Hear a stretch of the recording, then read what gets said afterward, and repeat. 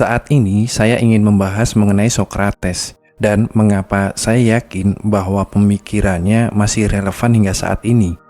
Ia dianggap sebagai bapak filsafat barat.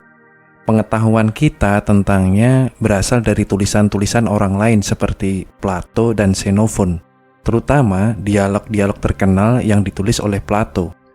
Meskipun Sokrates sendiri tidak pernah menulis tentang dirinya atau pemikirannya, namun penting bagi kita untuk memahami dan menghargai warisan intelektualnya. Tentu saja, setelah 2000 tahun, pengetahuan dan pemahaman kita saat ini telah jauh melampaui kepercayaan yang kurang masuk akal tentang apa yang dimiliki orang-orang pada zaman dulu. Fakta yang sebenarnya adalah sebagian besar pemikiran modern apapun itu dasarnya dari filsafat. Lantas, apakah filsafat masih relevan saat ini? Tentu saja. Coba kita berpikir sejenak dan merenungkan tentang kehebatan pria ini dan tanyakan pada diri sendiri apa yang dapat kita pelajari darinya.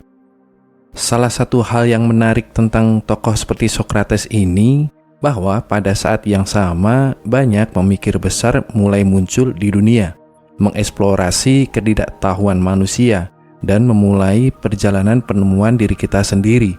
Apakah kebetulan bahwa tokoh seperti Sokrates di barat dan Konfusius di timur mulai mengajar pada waktu yang hampir bersamaan?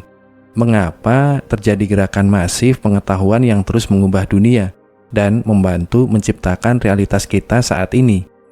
Konfusius menekankan pentingnya rasa hormat terhadap otonomi, kedermawanan, anti kejahatan, dan keadilan. Selain itu, ia juga menekankan kesetiaannya kepada keluarga dan ketaatannya kepada negara atau kaisar. Sokrates mendorong kita untuk selalu bertanya dan belajar tentang diri kita sendiri. Keyakinannya dapat kita rangkum dalam kutipan yang menginspirasi.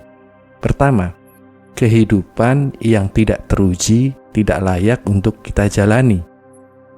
Yang kedua, hanya ada satu kebaikan yaitu pengetahuan dan satu kejahatan yaitu ketidaktahuan. Ketiga, satu-satunya kebijaksanaan sejati adalah mengetahui bahwa Anda tidak tahu apa-apa. Metode Sokrates adalah metode penyelidikan terhadap keyakinan kita dan apakah keyakinan tersebut dapat bertahan tanpa adanya rintangan. Ketika salah satu temannya, Orakel Delphi, mengungkapkan bahwa Sokrates adalah orang paling bijaksana di Athena, Sokrates merasa bingung mengapa Orakel harus mengatakan hal seperti itu.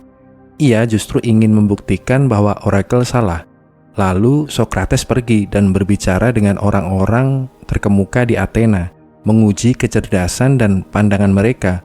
Selama proses investigasi ini, dia tiba-tiba menyadari bahwa dari kepastian yang salah atas apa yang ia tanyakan, hanya ia yang menyadari betapa luas dan dalamnya ketidaktahuan manusia. Ia menyadari alasan mengapa Oracle menyatakan bahwa ia adalah orang paling bijaksana di Athena. Ia adalah satu-satunya yang memahami betapa dalamnya ketidaktahuannya dan bahwa kebijaksanaan sejati adalah mengetahui bahwa Anda sebenarnya tidak tahu apa-apa. Sokrates mengajarkan pentingnya kesadaran diri dan usaha untuk menjadi lebih baik. Menurutnya, kita harus terus mempertanyakan diri sendiri dan dunia di sekitar kita. Sokrates meyakini bahwa pengetahuan dan kebajikan adalah kunci, dan bahwa kesalahan terjadi karena ketidaktahuan manusia. Menurut saya, kesimpulannya adalah kita belum sepenuhnya menyadari akibat dari tindakan kita sendiri, sehingga kita terus bertindak dengan terpengaruh oleh keinginan egois dan keserakahan kita. Dan untuk memperbaikinya, kita perlu mencapai kesempurnaan moral, seperti yang dikehendaki oleh Tuhan.